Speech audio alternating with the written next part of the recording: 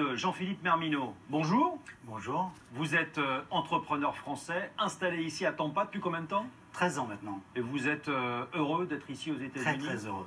Et en plus, vous vous apprêtez à voter pour la première fois, puisque vous avez obtenu votre passeport américain, c'est ça? Il y a 18 mois, Ouais. donc ça sera notre premier vote. Est-ce que je peux vous demander pour qui vous allez voter?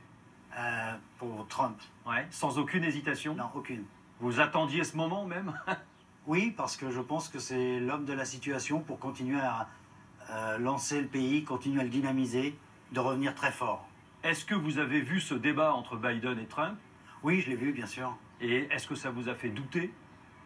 Non, je n'ai pas douté de Trump, mais j'ai trouvé ce débat qui n'était pas à la hauteur d'hommes politiques de ce niveau.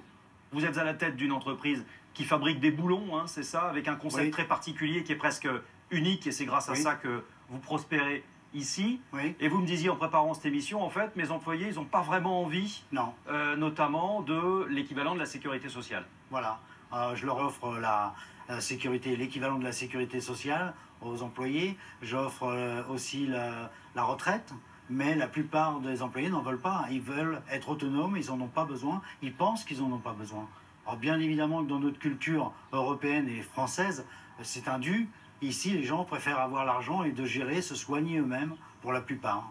Alors vous, est-ce que vous avez de l'admiration pour Donald Trump? De l'admiration, oui, pour ce qu'il fait pour le pays. En 47 mois, il a vraiment fait quelque chose d'énorme. Il a vraiment dynamisé le pays, il a vraiment aidé les entreprises, vraiment aidé les gens. Il a vraiment pris des sanctions vis-à-vis de l'Asie, par exemple, pour ramener beaucoup de travail, régénérer des profits dans ce pays. Oui, j'ai de l'admiration. C'est sûr que c'est un président atypique. Souvent, il met les pieds dans le plat. J'aurais préféré avoir un Trump dans un corps d'Obama. Pour moi, Obama représentait vraiment les États-Unis dans son charisme.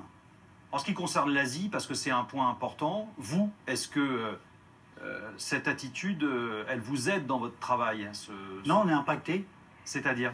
En gros, si j'importe des produits d'Asie, de Chine, je vais être impacté. J'ai une taxe d'entrée dans le pays de 25%. Donc, ça veut dire que vous ne faites pas ce choix-là, du coup? Non. On va essayer de générer des produits qui viennent des États-Unis. Donc, ce qui veut dire que, selon vous, le patriotisme économique fonctionne? Pas encore comme il faudrait, parce qu'il y a encore beaucoup de produits qui arrivent d'Asie, mais c'est un bon départ. Il faut aussi savoir que l'Asie n'achetait pas autant que ce qu'ils avaient prévu. C'est pour ça qu'il a aussi mis les pieds dans le plat, de dire vous achetez pas autant que ce qu'on avait prévu. Donc il voulait rééquilibrer le commerce international. Ouais. Et ces excès de colère ou de voir aujourd'hui un pays plus divisé avec des manifestations, des émeutes raciales, la réaction d'une police qui est très contestée et parfois qui commet des actions contre des Noirs dans certains quartiers, tout ça, ça vous gêne pas? Bien évidemment que c'est gênant, mais ça a toujours été. Là aujourd'hui, parce que Trump est un président atypique, la moindre chose, on va le faire monter en volume. Mais ça a toujours existé et ça existera toujours. On a vu durant la crise sanitaire qu'il avait eu tendance à minimiser cette crise dès le départ. Alors, Ça vous a pas choqué? Non, parce que je pense que ça s'est passé partout. Quand on dit qu'il n'a pas bien géré la crise de l'épidémie, par exemple, tous les gens ont touché un chèque de 1 200 $ en l'espace de 3 semaines. Il y a eu le chômage qui a été mis en place. Les gens ne sont pas restés sur le chaos. Alors ça a d'autres controverses maintenant, parce que c'est difficile de faire revenir les gens au travail, parce que l'économie repart quand même. Mais il y a eu des actions faites. Là, les entreprises ont touché des aides considérables et super rapidement, d'une simplicité. C'est les banques qui ont pris ça en main avec 3 feuilles à remplir simplement et l'argent était débloqué super rapidement. Comment vous avez perçu cette dernière séquence avec cette maladie que Donald Trump a contractée?